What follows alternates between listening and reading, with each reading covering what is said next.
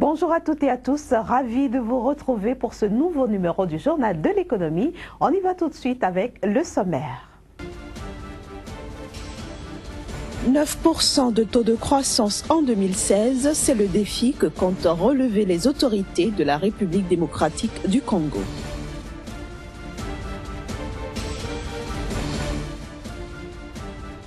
« 16 milliards de dollars, ainsi s'élève le montant des investissements américains au Mozambique sur les 10 dernières années.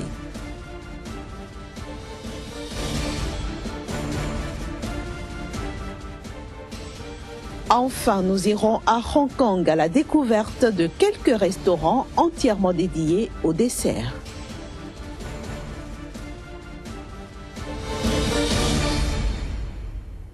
Je le disais à l'instant, la République démocratique du Congo prévoit d'atteindre une croissance économique de 9% en 2016 contre un taux de 8,4% prévu pour l'année 2015. Pour y parvenir, le pays envisage de prendre des mesures destinées à financer des projets, notamment dans les secteurs porteurs de croissance comme l'agriculture, les transports et l'énergie. Notons que le budget 2016 élaboré par le gouvernement congolais est en baisse de 0,7% par rapport à la loi de finances 2015. Nous restons en République démocratique du Congo pour signaler que la Banque mondiale a procédé la semaine dernière à la présentation officielle de son rapport sur la revue de la gestion des dépenses publiques et de la responsabilisation financière. Ce rapport présenté à Kinshasa souligne notamment l'importance du secteur public pour le développement économique et social de ce pays. La République démocratique du Congo tient à atteindre son objectif, celui de devenir un pays émergent d'ici 2030. D'où la nécessité de canaliser les dépenses publiques s'avère nécessaire. Bien que la croissance économique soit très forte à plus de 8%, le taux de change reste stable, mais la baisse de réserve est constatée. Voilà ce qui justifie l'implication de la Banque mondiale à mettre en œuvre la publication de la revue sur la gestion des dépenses publiques et de la responsabilisation financière. Cet outil dynamique montre que la Banque mondiale n'est pas seulement spécialiste de projets, mais des connaissances. Il couvre les secteurs de la santé, de l'éducation et ainsi du transport routier. Et l'ambition pour nous, c'est de pouvoir, avec le gouvernement de la RDC, mettre en place une matrice unique des réformes de finances publiques dans ce pays, laquelle matrice servira de cadre de référence pour le développement, pour le renforcement, si vous voulez, des finances publiques en RDC. La publication de ce rapport sur la gestion des dépenses publiques ne s'impose pas seulement à l'État congolais, mais plutôt elle relève le rôle des entreprises publiques dans la fourniture des services et la génération des recettes. Parce que nous insistons toujours sur ce point que les réformes doivent continuer. Parce que même les pays plus avancés continuent à réformer. Et donc, notre contribution est de pouvoir enrichir les débats pour le programme de réforme. L'État congolais loue cette étude de la Banque mondiale et invite les secteurs concernés à s'en approprier pour l'amélioration de leurs services. Aussi, pour garantir une mise en œuvre effective de ces recommandations, je propose qu'elles soient intégrées dans la matrice des réformes pilotées par diverses entités techniques, notamment celles relatives aux finances publiques et à la gouvernance économique. Signalons que la prochaine étude de la Banque mondiale sur la gestion des dépenses publiques prendra en compte d'autres secteurs, à savoir l'eau et l'électricité. Au Mozambique, les entreprises américaines ont effectué un investissement total de 16 milliards de dollars au cours des 10 dernières années. Ces investissements ont été consentis à travers près de 24 projets, notamment dans les domaines du pétrole, du gaz, de l'agriculture et du tourisme. Ces projets sont susceptibles d'avoir généré environ 4 millions d'emplois dans le pays. Précisons que les États-Unis sont le premier contributeur de l'aide publique au développement au Mozambique, avec notamment une enveloppe de 2 milliards de dollars engagée jusqu'ici. Direction maintenant la Suisse, où une enquête a été ouverte ce lundi matin contre 7 banques sur la fixation des prix, sur le prix des métaux précieux. Les autorités suisses de la concurrence disent en effet disposer d'indices selon lesquels ces banques auraient éventuellement conclu des accords illicites à la concurrence dans le cadre du négoce de métaux précieux. Les banques concernées sont entre autres UBS, HSBC, Deutsche Bank et Morgan Stanley. Direction maintenant Hong Kong, où les décès ont leur restaurant et café dédié. Je vous invite à les découvrir dans ce reportage. En cuisine, la présentation est le premier ingrédient du succès d'un plat.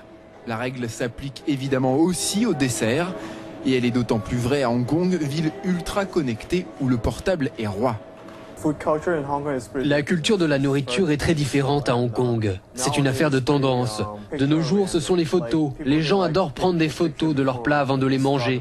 Alors on doit se concentrer autant sur la présentation que sur le goût. Dans ce restaurant, on ne sert que des desserts. Ce genre d'établissement haut de gamme pour amateurs de douceur a fleuri ces dernières années. Les gens mettent plus d'argent dans la nourriture. Et en même temps, ce genre de restaurant à dessert leur permet d'avoir un excellent dessert sans avoir à payer un repas entier dans un restaurant étoilé. Moins branché mais résolument hongkongais, les desserts de café. L'endroit idéal pour déguster des boulettes de pâte de riz sucrée entre amis. C'est comme les Occidentaux qui aiment aller dans un bar ou un café. Pour nous, c'est dans ce restaurant de dessert. On veut continuer à discuter après le restaurant, mais ce n'est pas agréable d'y rester longtemps. Donc on vient dans un café à dessert. De la soupe de sésame noir aux boulettes aux haricots rouges, les desserts à Hong Kong, il y en a de toutes les couleurs et pour tous les goûts. De Hong Kong, rendons-nous aux États-Unis pour dire que le géant pétrolier anglo-néerlandais Royal Dutch Shell a annoncé ce lundi l'arrêt de ses forages controversés en Alaska, après bien sûr une première série d'explorations jugées décevantes. Le groupe va donc cesser pour le moment toute nouvelle exploration au large de l'Alaska, où il avait commencé fin juillet 2015 ses opérations de forage, après avoir reçu le feu vert du président Barack Obama, non sans provoquer la colère d'organisations écologistes comme Greenpeace, qui dénoncent notamment d'immenses risques pour les populations de l'Arctique, la faune et le climat. Une petite transition maintenant et nous allons retrouver notre invité du jour dans la deuxième partie de ce journal de l'économie. Et nous retrouvons donc Kazmi Kwedio du quotidien L'Économiste qui paraît à Cotonou au Bénin. Bonjour Kazmi. Bonjour Inès. Alors aujourd'hui, vous nous annoncez que le délestage plombe de plus en plus le taux de croissance au Bénin.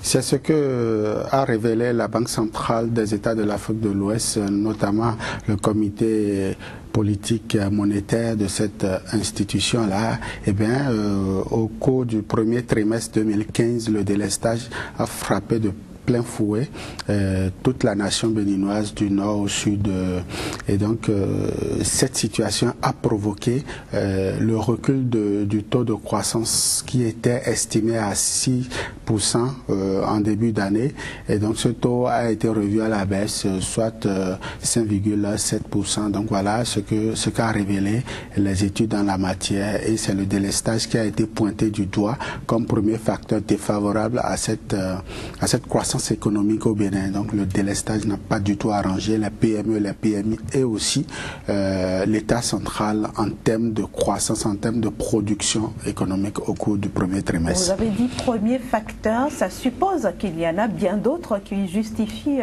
cette dépression. Oui, il y a d'autres facteurs, il y a d'autres facteurs tels que par exemple l'État aussi a annoncé des perspectives surtout dans le secteur de l'agriculture qui n'ont pas été soutenu pour des simples raisons que l'État a surestimé sa production agricole, surtout au niveau du coton. L'État a fait des prévisions qui forcément n'ont pas pu atteindre. Donc la Banque centrale a relevé cela et a dû corriger cet état de choses. Il y a aussi un facteur très peu soutenu là, c'est les élections qui ont eu lieu au cours de l'année, au cours de ce trimestre-là, à savoir au Nigeria et au Bénin. On a connu 4 élections, à savoir 2 au Nigeria et 2 au Bénin, ce qui a permis aux 2 États de fermer un tant soit peu les frontières. Alors la situation a provoqué au niveau de l'hydrocarbure, ce qu'on appelle au Bénin le paillot, le trafic illicite de produits vers le Bénin, du Nigeria vers le Bénin. Donc ça a eu un impact négatif sur le taux de croissance. Donc voilà les 3 facteurs qui ont été indexés par le comité politique monétaire de la Banque centrale des États de l'Afrique de l'Ouest. Et je précise que c'est pour le premier trimestre de 2015 que la Banque centrale a dû ressortir ces statistiques-là. Et pour cette même période, la même banque reconnaît qu'il y a quand même une certaine avancée au niveau des BTP. Tout n'est pas mauvais au cours de la période parce qu'on note au cours de 2015 surtout que l'État a engagé beaucoup de travaux, beaucoup de chantiers ont été lancés, notamment la construction du chemin de fer entre Porto-Novo et Niamey.